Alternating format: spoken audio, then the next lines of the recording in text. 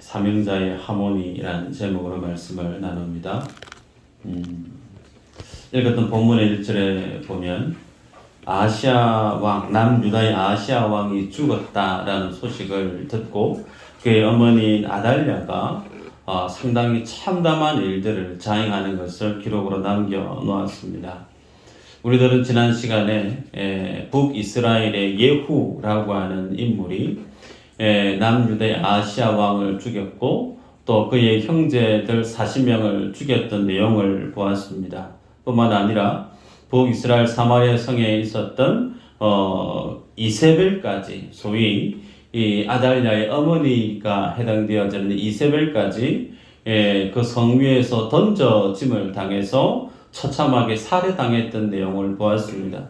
그 시신은 손을 쓸 수도 없을 정도로 개가 물어뜯고 살찜을 다 물어뜯어버려서 시신은 나봇의 포도원 밭에 거름으로 던져져 버렸던 상당히 충격적인 그 일들을 오늘 본문에 있었던 아달랴가 다 듣게 되죠.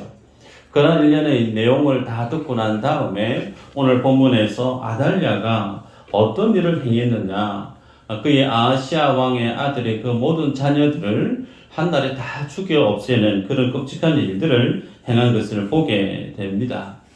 왜 이런 일들을 했을까?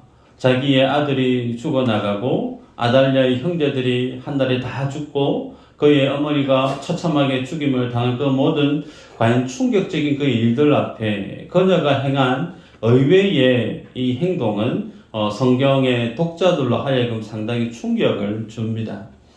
말씀을 보면서 한 두 가지로 아달랴 이 여인의 행동에 대한 동기를 유추할 수 있는데, 첫 번째는 이참에 그의 아들이 없기에 남유다를 자신이 통치하는, 소위 자기가 그 나라의 주인이 되고자 하는 욕심이 있지 않았겠느냐, 그렇게 생각을 가져볼 수 있습니다. 두 번째는 영적인 부분인데요. 자신의 아들 아시아의 아들을 다 죽여 없애게 되어지면 결국은 다윗의 후손이 다 사라지게 됩니다. 다윗의 후손이 다 사라지게 되어지면 자기가 원하는 사람을 세워서 새로운 왕조를 남유다의 왕족으로 세울 수가 있겠죠. 그런데 여러분, 여기에서 우리가 고민해 볼 필요가 있는 것이 뭐냐면, 예를 들어서 이 아달랴라고 하는 이 여인이 다윗의 모든 후손, 그리고 요아스의 아시아의 아들들을 다 죽여 없애버리게 되어지면 어떻게 되죠? 예수님이 다윗의 후손으로 오신다고 주님이 언약을 주셨는데 예수님이 이 땅에 오시는 그 길이 끊어지고 맙니다. 그래서 그렇게 위험천만했던 그 일들 속에서 오늘 본문에는 하나님이 그 아들 요아스를 빼돌려서 숨겨서 살게 하고 결국은 다시금 그를 남유다의 왕으로 세우는 왕이 즉위하는 내용까지 우리가 읽었던 본문에 해당되죠. 정말 위험천만한 그 위기 가운데 세상은 정말 힘 있는 사람이 주장하는 것 같고 세상은 권세 있는 사람에 의해서 다 움직여지는 것 같은데 의외로 오늘 읽었던 본문의 성경에 보면 그럼에도 불구하고 하나님의 언약은 그대로 성취되어져 가는 것을 본문을 통해 우리가 알게 됩니다. 성경의 역사 속을 통해서 우리가 알게 되어지는 것은 이러한 어떤 하나님의 오실 그 길을 방해하고 메시아 대신 예수님 땅에 오실 그 길을 가로막는 일련의 사건들이 많이 있었죠. 대표적으로 보면 우리가 알고 있습니다. 에스더서에 보면 모르드게로 인한 하만의 유대인들의 모든 유대인들을 죽이려고 했던 그 사건들 여러분 기억하실 겁니다. 뿐만 아니라 동방 박사들에 의해서 예수님의 탄생 기사를 들었던 헤롯 왕이 2세 이하의 그 모든 남아들을 다 죽여 없애서 예수님을 죽여 없애고자 했던 그 일들도 우리는 익히 알고 있죠. 세상은 마치 이와 같아요. 세상의 공중 권세 잡은 흑암의 권세, 이 사단이 하나님이 오실 그 하나님이 구원의 그 길을 가로막고자 지금도 성경은 우는 사자와 같이 그 일을 방해하고 위협으로 우리에게 다가오고 있다라고 경각심을 일깨우죠. 그럼에도 불구하고 성경을 통해서 보게 되어지는 것은 하나님이 정하신 그 구원의 그 하나님의 언약을 결국은 하나님이 끝끝내 완성해 내시는 것을 우리가 확인하게 되죠.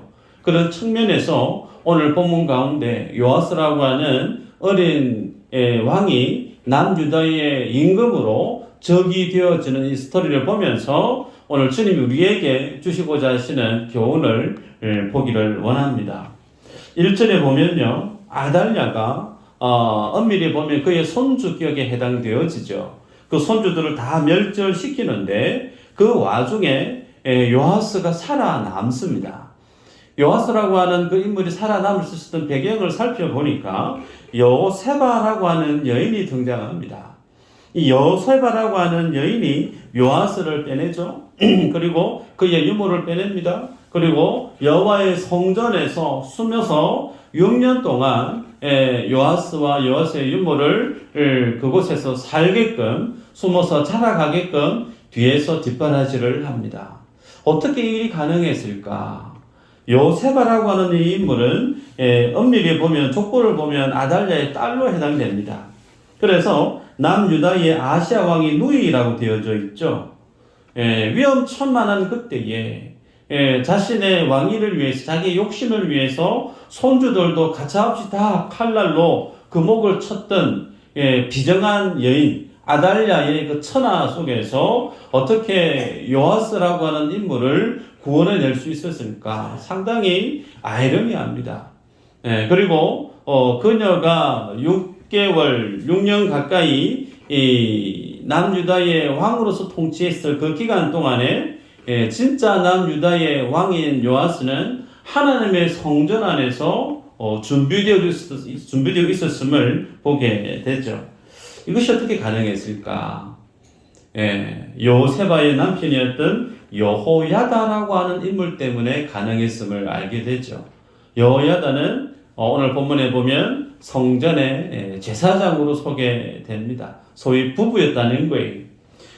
그래서 아달랴라고 하는 여인이 피해 잔치를 벌이고 폭정을 일삼을 때 요세바와 요야다의 이 합심을 통해서 요아스가 생명을 구명을 받고 그리고 하나님의 성전에서 안전하게 양육받았던 내용을 오늘 성경이 소개합니다. 그리고 난 다음에 4절 이하로 보면 7년이 되던 해에 아달랴의 정권을 향해서 여호야다가 쿠데타를 일으키는 것을 봅니다. 그래서 결국은 완성이 되어지는데 그 내용을 좀 보면요. 가리 사람의 백부장들과 호위병의 백부장들을 여호야다가 불러 모읍니다. 그리고 그들을 성전으로 데리고 들어가서 그들과 언약을 맺어요. 언약을 맺고 나서 하나님의 성전에서 그들로 하여금 맹세를 하게 하죠. 그래서 이 맹세를 통해서 이 백부장들 5명을 통해서 결국은 아달랴의 그 비정한 정권을 다시금 무너뜨리고 요아스가 남유다의 왕으로 세워지는 것을 보게 됩니다. 그런데 여기에서 좀 고민하게 되는 것이 이 가리에라고 하는 이 백부장들은 이방 사람들이죠. 이방 사람들이고 호위병의 백부장들을 여호야다가 거느려서 맹세를 시키고 또 그 일을 위해서 쿠데타에 함께 동참케 하는 이 내용이 어떻게 쉽게 가능했을까? 공통 분모가 상당히 없어 보입니다. 뭔가 같이 꿈꾸는 이점, 그것을 통해서 내가 누리게 되어지는 어떤 장점들이 있어야 되는데 잘 보이지가 않아요. 오늘 읽었던 이 본문과 병행 본문이 어디에 소개되느냐면 역대하 24장에 소개됩니다. 역대하 24장 3절 이후로 보면 이렇게 기록하고 있습니다.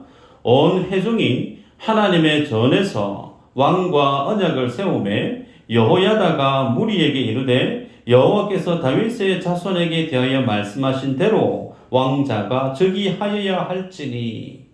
여러분, 이 말씀이 어떤 내용이냐면 하나님께서 다윗에게 주었던 그 다윗의 언약이 그대로 남유다 가운데 성취되어져야 된다는 거예요. 그런데 이 아달랴라고 하는 이 여인 때문에 하나님의 언약이 지금 무너질 위기에 처했다는 겁니다. 그래서 여호야다는 이 하나님의 언약 앞에 섰던 믿음의 사람이에요. 그래서 하나님의 언약을 붙들고 이 5명의 이방 백부장들을 포함해서 그들에게 믿음으로 도전했을 때 그들이 함께 이 일에 동참했음을 보게 됩니다. 그리고 역대하 24장 1절에는 표현하기를 그가 용기를 내어라고 하는 표현이 소개되어지고 있죠. 때문에 우리가 볼 수 있는 것은 하나님의 언약이 무너지는 그 현장을 보면서 여호야다라고 하는 그 인물은 내 나라, 내 민족, 남유다 안에 다윗을 통한 그 하나님의 언약이 성취되어지는 것을 무너뜨리는 아달랴의 그 모습을 가만히 보고 있을 수가 없었다는 겁니다. 그래서 하나님이 다윗에게 주었던 그 언약, 그것은 곧 모든 남유다 사람들에게 주어진 하나님의 축복의 언약이에요. 그래서 그 하나님의 언약을 지켜내기 위해서 자신의 삶을, 자신의 생명을 내다 거는 여호야다의 모습을 보게 됩니다. 여러분, 그래서 이 인물들을 향해 어떻게 명하는가? 11장 8절 이후로 보면 너희는 각각 손에 무기를 잡고 왕을 호위하며 너희 대열을 침범하는 모든 자는 죽이고 왕이 출입할 때에 시위할지니라.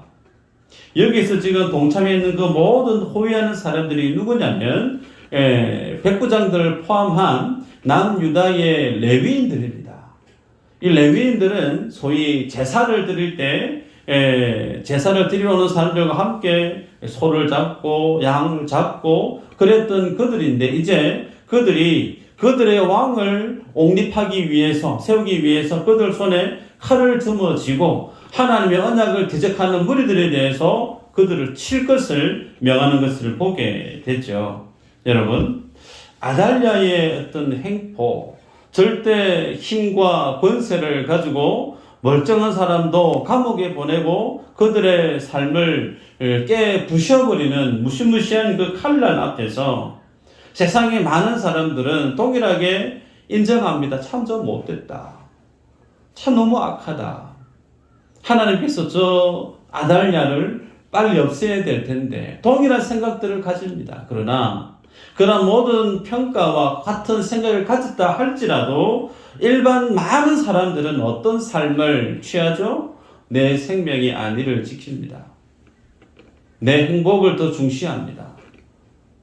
아닌 것은 분명히 아닌데, 잘못된 것은 분명히 잘못된 것인데, 그것에 대해서 알고 있지만 과감하게 잘못된 것에 대해서 하나님의 언약을 위배하는 것들에 대해서 칼을 빼들지 못했는데 여호야다라고 하는 인물만큼은 그러지 않았다는 거예요.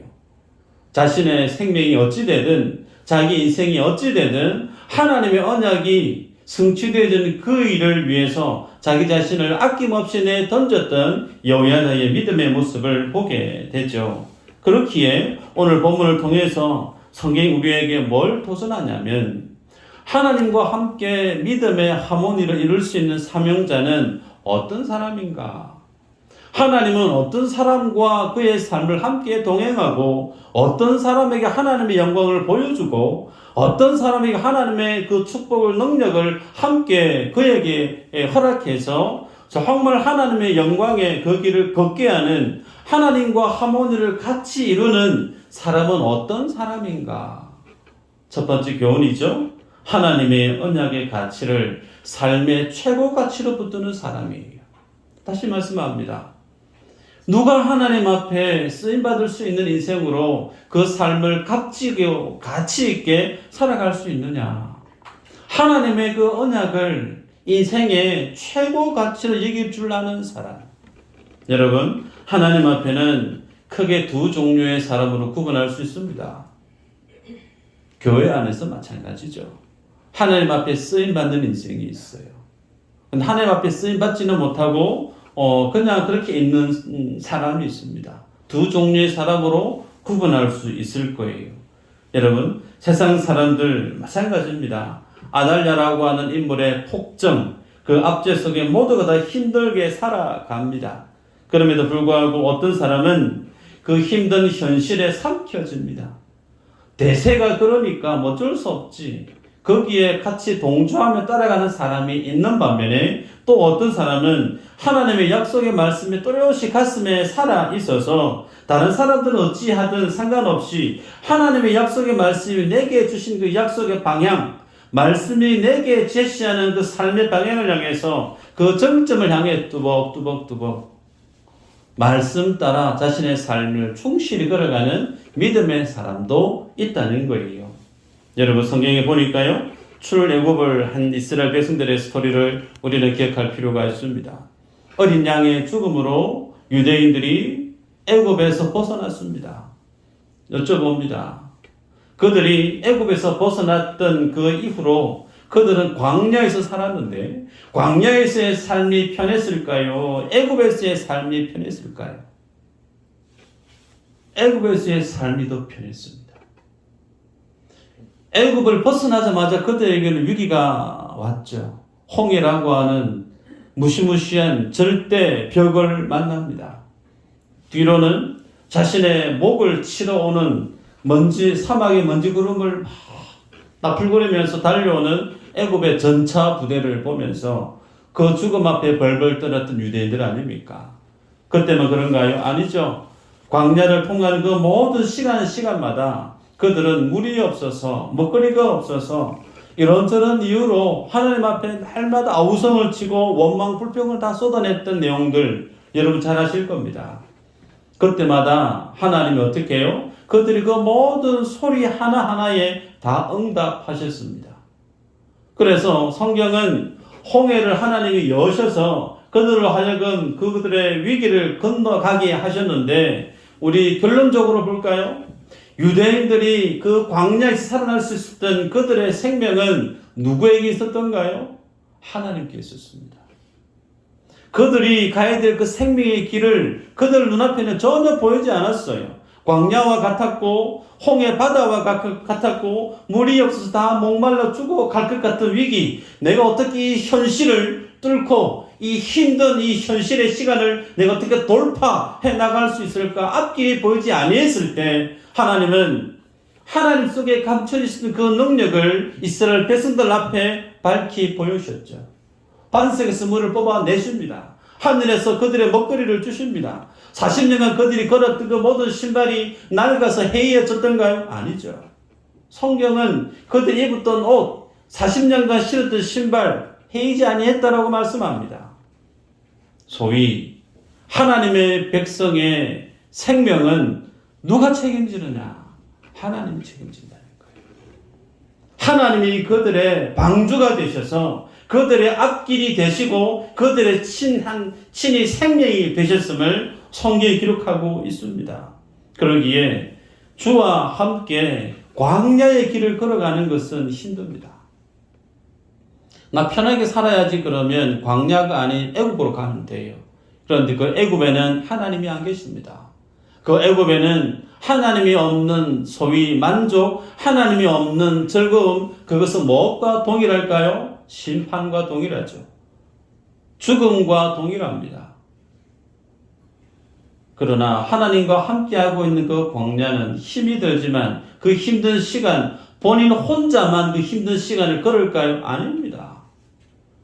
자신을 구원하신 주님이 구름 기둥, 불 기둥으로 항상 함께, 성경은 우리에게 도전합니다. 세상 끝날까지 어떻게 해요? 내가 너희와 항상 함께 있으리라.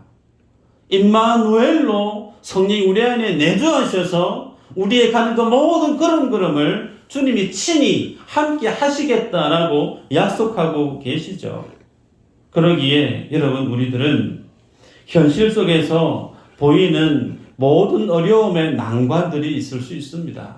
그런데 그 난관, 어려운 환경, 그것만 볼 것이 아니라 그 현실을 뛰어넘고 그 현실을 주도하고 그 현실을 돌파해낼 수 있는 선명히 주시는 여호와 하나님이 내게 주시는 언약이 내 안에 선명히 보여야 돼요. 여러분에게 여쭤봅니다. 여호야다는 다윗에게 주었던 그 하나님의 언약 앞에 자신의 삶을 내던집니다. 이 하나님의 언약이 성취되어지면 나는 어찌 되어진들 상관이 없다고 여기는 말씀에 붙들려 살아가는 사람이 여호야다였어요. 오늘 여러분의 삶을 지탱케 하고 여러분의 삶을 힘있게, 상황은요 주저앉게 만들고 현실은 힘들어서 한숨을 내뱉게 한다 할지라도 그런 상황을 돌파해내게 만드는 내게 주시는 하나님의 약속의 언약이 내게 있는가? 그 약속의 말씀이 없으면 여러분이 걸어가는 그 광야의 구원의 그 현실은 정말 힘듭니다. 그것밖에 없어요. 광야를 통과할 수 있는 길은 하나님 주시는 언약의 메시지 외에는 다른 거 없습니다. 그 주님의 언약을 붙드는 여러분 되시기를 축복합니다. 두 번째는 멈춤의 미학을 아는 사람이에요. 본문에 보니까 4절 열어보면 일곱째 해예라고 하는 표현을 기록하고 있습니다. 6년 동안 요아스라고 하는 인물이 성전에서 쭉 자라납니다. 유모가 있었다라는 것을 볼 때 꼬맹이였던 것 같아요. 젖먹이가 아니었겠나 싶습니다. 그런 아이가 성전에서 6년 동안 살아났다, 지냈다라고 하는 것은 그리고 나서 7년째에 여호야다의 이 쿠데타가 소위 결정되어지는 것을 볼 때에 이 7년이라고 하는 시간을 주목하게 하는 의도가 있죠. 7이라고 하는 그 숫자가 하나님의 완전수 아닙니까? 하나님의 때가 찼다는 겁니다. 그리고 우리가 볼 때 6년이라고 하는 그 시간은 요아스가 자기의 의지대로, 자기의 생각대로 그렇게 살고 싶었던 삶이 아닙니다. 자기의 의지와는, 자기의 선택과는 전혀 상관없이 세상이 나를 6년이라고 하는 시간 동안 성전 안에서 가두어서 옴짝달싹하지 못하게 만들었던 참 힘든 시간이 이 6년의 시간이었음을 우리는 좋게 생각할 수가 있죠. 그 성전을 벗어나면 내가 어떻게 될지 모를 정도로 위기가, 죽음의 위기가 늘 도사렸던 그 아슬아슬한 시간이 6년 동안 성전 안에서 그가 지냈던 시간입니다. 여러분 여쭤봅니다. 꼬맹이가 성전에서 6년 동안 지냈어요. 그 6년이라는 시간 동안에 이 아이 속에는 어떤 삶으로, 어떤 생각이 그 속에 차곡차곡 쌓여졌을까요? 뭘 보고 뭘 생각했을까요? 그 성전의 제사장이 누구죠? 여호야다입니다. 여호야다가 뭐 했을까요? 매일 하나님 앞에 기도했을 겁니다. 매일 하나님 앞에 예배의 삶을 살았을 거예요. 하나님 앞에 제사를 집례할 때, 소위 예배를 드릴 때 주님 앞에 최선의 최고 예배를 드리기 위해서 정말 정성 다해 말씀대로 제사를 집례했던 여호야다의 모습을 보면서 제사를 저렇게 해야 되는 거구나. 소위 예배는 저렇게 드려야 되는 거구나. 그 예배 속에 하나님 주시는 은혜가 있고 하나님 주시는 감동이 있고 그 예배 속에 하나님과 영적인 교감을 가짐으로 갖게 되어지는 영적인 축복이 그런 것이구나 라고 하는 것을 요아스는 6년 동안 그의 지척에서 가장 또렷하게 보고 자랐을 줄 생각하게 됐죠. 여러분 때문에 어떤 사람들은요 6년이라고 하는 시간 숨어서 살아라고 하면 그 6년의 세월을 어떻게 보냈을까? 많은 분들이 원망, 불평, 어려움을 토로하고 짜증을 내면서 그 시간을 보냈을 수 있지 않았겠나 싶습니다. 그런데 이 요아스라고 하는 인물은 6년의 그 시간을 하나님 앞에 영적으로 성숙하고 성장하는 소위 영적 인큐베이터 안에서 오롯이 하나님께만 집중하게 되어지는, 하나님만을 바라보게 되어지는 속성에 성장하는 시간으로 삼지 아니겠는가 싶은 생각이 듭니다. 그렇게 여러분 요아스가 그 모든 과정을 지켜보았기 때문에 여호야다가 쿠데타를 일으킬 때 그 쿠데타의 정점에 요아스가 함께하게 되죠. 잘못하면 죽습니다. 안 그래도 모든 형제들이 다 죽어나갔는데 막내인 자기만 간신히 지금 숨어서 생명 부지하고 살았는데 쿠데타 하자고 건의했을 때 자칫 잘못하면 자기가 죽을 위기에 놓이는데 쉽게 거기에 동참하기는 쉽지 않을 수 있어요. 그런데 여호야다와 함께 아달랴를 몰아내고 남유다의 왕으로서 등극하는 그 일에 당당하게 어린 요아스가 동참하는 것을 보게 됩니다. 그리고 나서 그 쿠데타가 성공하고 난 이후에 아달랴는 마국간으로 가는 그 길 앞에서 처참하게 죽임을 당하고 결국은 오늘 읽었던 본문 가운데 요아스는 당당히 남유다의 왕으로서 즉위하는 내용을 보게 되죠. 그리고 성경은 남유다에서 소위 선한 왕, 하나님 앞에 정말 믿음으로 살았던 왕으로 얘기할 때 요아스라고 하는 인물이 항상 소개되어집니다. 여러분, 우리들은 이 모습을 보면서 이 요아스의 모습을 보면서 나에게 주어진 시간에 대해서 고민을 해볼 필요가 있습니다. 여러분, 나의 의지와는 상관없이 내게 멈추어진 시간들이 혹 있을지 모르겠어요.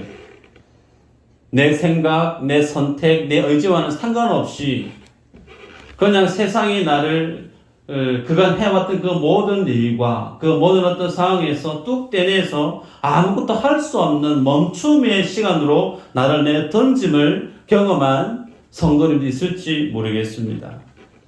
오늘날의 세상은 평생 직장이라고 하는 개념이 사라집니다. 조금만 있으면 밑에 사람이 올라오고 조금만 있으면 위에 사람이 명태를 종용하는 세상 속 우리가 삽니다. 청년들 헬조선이란 말을 내뱉었던 적이 불과 얼마 안 됩니다. 대학을 졸업을 해도 취업할 곳이 없고 대학을 앞둔 대학생들은 취업을 못하니 어떻게 해야 될까? 다시금 대학원을 가야 될까? 또 다른 대학교를 들어가야 될까? 그래서 요즘 젊은이들은요, 대학교 하나로 끝나는 게 아니에요. A 대학 갔다가 또 B 대학 갔다가 학교 다니는 시간들이 거진 10년 넘게 걸리는 시대 속에 살아감에도 불구하고 또렷한 손에 잡히는 내일에 대한 소망, 그 희망이 별로 보이지 않는 시대에 살아갑니다. 멈춤의 시간으로 내동댕이 처짐을 당한 하나님의 사람들이 있습니다. 그래서 어떤 사람들은 그런 시간, 내 의지와는 상관없이, 내 계획과는 전혀 상관없이 나를 그 식으로 내몬 세상을 향해서 때로는 원망, 불평하며 살아가는 이들도 있을 수 있어요. 혹은 내가 그렇게 될 수밖에 없는 내 자신의 연약함을 두고 스스로 자책하고 속설을 아파하는 사람이 있을 수도 있죠.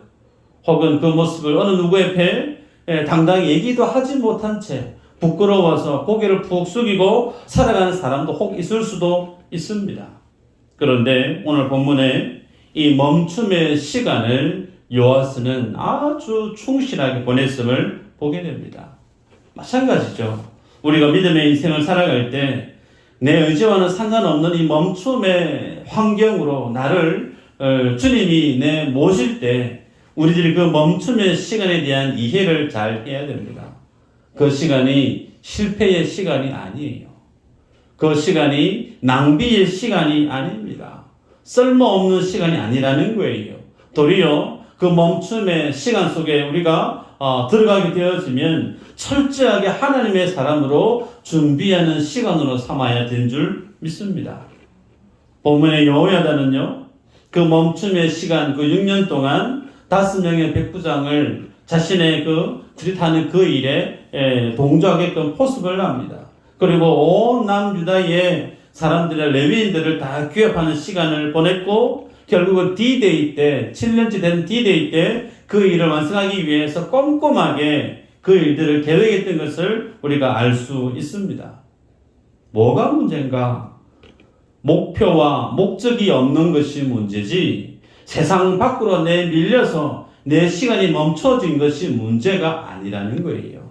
다시 말씀합니다. 내 인생에 목표와 목적이 없는 것이 문제지, 내가 해왔던 그 일들, 그 시간이 멈춰진 것은 하등의 문제가 아니라는 겁니다. 우리가 잘 아는 성경 인물이 많이 있지만 요셉도 그랬지만 모세 어떨까요? 그가 이스라엘의 영적인 지도자로 세움을 입었던 가장 필요했던 시간은 애굽의 왕자로 살았던 그 시간도 물론 되겠지만 그것보다 미디안에서 실패자로 살았던 모세의 모습임을 우리는 알 수 있습니다. 왜요? 하나님 없이 자기의 열정으로 자신의 힘으로 민족을 이끌어 세울 수 있다고 얘기했던 그 젊은 40살 때의 그 모습은 하나님이 그를 들어 쓰실 수가 없었기 때문에 그래요. 반면에 살인자로서 도망자로서 루저 인생으로서 양의 엉덩이나 치고 세상 사람들이 볼 때 저 사람 왜 저렇게 살아야 되나? 혀를 차고 참 쓸모없는 인생인 것 같다라고 혀를 찼을지 모르지만 그렇게 실패한 40년의 시간, 그 시간 동안 그는 하나님의 음성 앞에 설 수 있는 겸손함을 배우는 훈련하는 시간이 되어지지 않았습니까? 다윗은 어떻습니까? 사울 왕 앞에 쫓김을 당할 때 그가 피난해서 들어갔던 굴이 아둘람 굴입니다. 그 아둘람 굴에 다윗 혼자만 도망가서 살았던 거 아니죠. 그와 함께 했던 600명의 많은 사람들이 다윗과 함께 했습니다. 성경은요 기록합니다.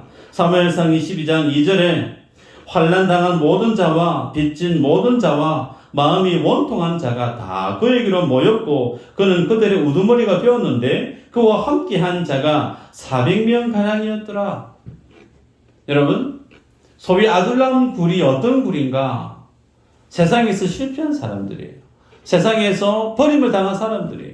세상에서 살 수 없는 정말 오대 갈 데 없는 소위 노숙자들 집합소로 부를 만한 곳이 아둘람 굴입니다.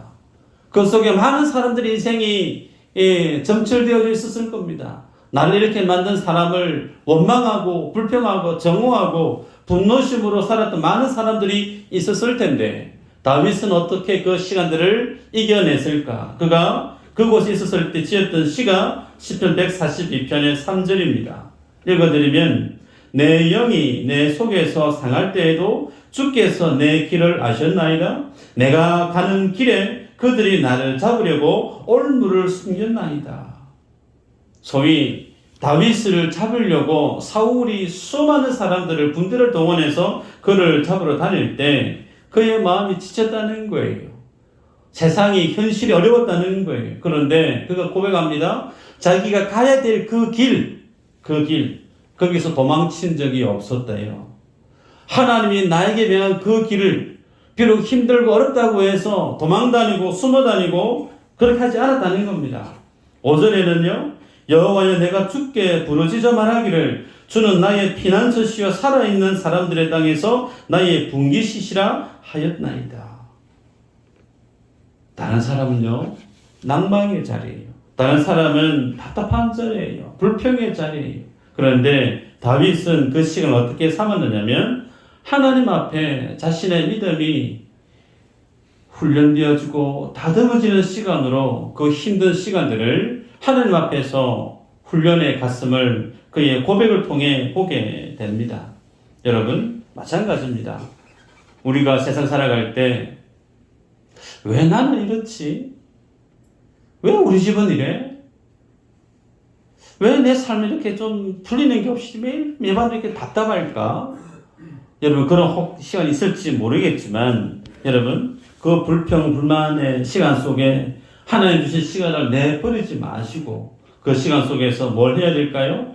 하나님 앞에서는 훈련을 하셔야 됩니다. 하나님이 내게 부르신 그 길이 있어요. 그 부름이 있어요. 내가 살아야 될 목적이 있단 말이에요. 그것을 모르면 불평 불만이 터져 나오지만 주님이 나를 부르신 목적이 선명히 살아있는 사람은 하나님 앞에 자신을 세우는 그 삶을 절대로 게을리하는 법이 없습니다. 그래서 나무꾼은요 힘들 때 그냥 앉아서 쉬는 게 아니죠. 힘들 때 뭐하죠? 도끼에 날을 세웁니다. 그래서 앉아서 그냥 시간 보내는 거 아니고 도끼에 날을 하나씩 날을 세워서 한 번 쳤을 때 세상이 두동강 날 정도로 예리한 사람으로 그 멈춤의 시간 가운데 하나님의 사람으로 자기를 훈련하는 시간으로 삼았습니다. 바라기는 여러분 우리 모두가 다 똑같이 어려운 것은 어려운 거예요. 힘든 건 힘든 거예요. 여기에 어려운 걸 아무것도 아닌 양 세상살이에 편하게 살아갈 수 있는 아무도 없습니다. 다 똑같이 아픈 건 아픈 거고 힘든 건 힘든 거예요. 그런데 아프고 힘든 그 시간 세상에 멈춰버린 그 시간 속에 하나님의 사람은 하나님께 오롯이 집중합니다. 그래서 그 주님을 바라볼 때 주님이 그를 들어서 쓰실 때가 있습니다. 여러분, 하나님은 지금도 하나님과 함께 하모니를 이룰 사람을 찾는 줄 믿습니다. 하나님의 역사에 함께 아름답게 쓰임받길 원하는 하나님의 사람 주님 찾고 계시는 줄 믿어요. 그 은혜의 역사의 현장에 우리가 함께 아낌없이 쓰임받는, 그래서 주께 더 큰 영광을 향해 달려가는 우리 모두가 되기를 주의 이름으로 축복합니다. 기도합니다. 하나님 감사합니다. 아달랴라고 하는 인물을 통해서 불합리한 세상, 부조리한 세상 속에서 힘없는 사람은 늘 피해를 당하고 손해를 당하고 고통을 당하는 어그러진 이 세상 속에서 때로는 상처를 입고 때로는 모든 것을 잃어버린 위치로 내몰림을 당하는 인생들이 있습니다. 그러나 그 시간 속에 하나님 앞에 삶을 포기하거나 원망하거나 자책하는 시간으로 그 시간을 보내는 것이 아니고, 하나님의 사명자는 그 시간 속에 하나님의 말씀을 붙들고 그 말씀 앞에서 자신에게 멈춰진 그 시간을 최선을 다해 주님 앞에 믿음의 정진, 믿음의 칼날을 갈았던 요아스와 여호야다의 모습을 봅니다. 오늘 내 삶의 모습을, 오늘날 내 가정의 모습을 바라볼 때 하나님, 다른 모든 사람들 앞에 자랑스럽게 내어놓을 만한 그런 모습이 없다 손치더라도 주님, 내가 회복해야 될 영적인 가치를 바라볼 수 있도록 도와주시기를 원합니다. 내 삶을 든든히 동여매는, 내 생명을 걸어도 될 만한 그 하나님의 말씀이, 그 언약이 내게 있는지, 때로는 힘들고 고단하고 힘든 현실 속에 불평, 불만, 자책하는 시간으로 보내는 것이 아니고, 그 시간 속에 오히려 하나님이 나의 기업이요 하나님이 나의 산성임을 고백했던 다윗과 같이 생생한 그 주님을 더 깊이 만나기를 열망하는 우리 모두가 되어줄 수 있도록 주님 축복하여 주옵소서. 감사하고 예수님 이름으로 기도하옵나이다. 아멘.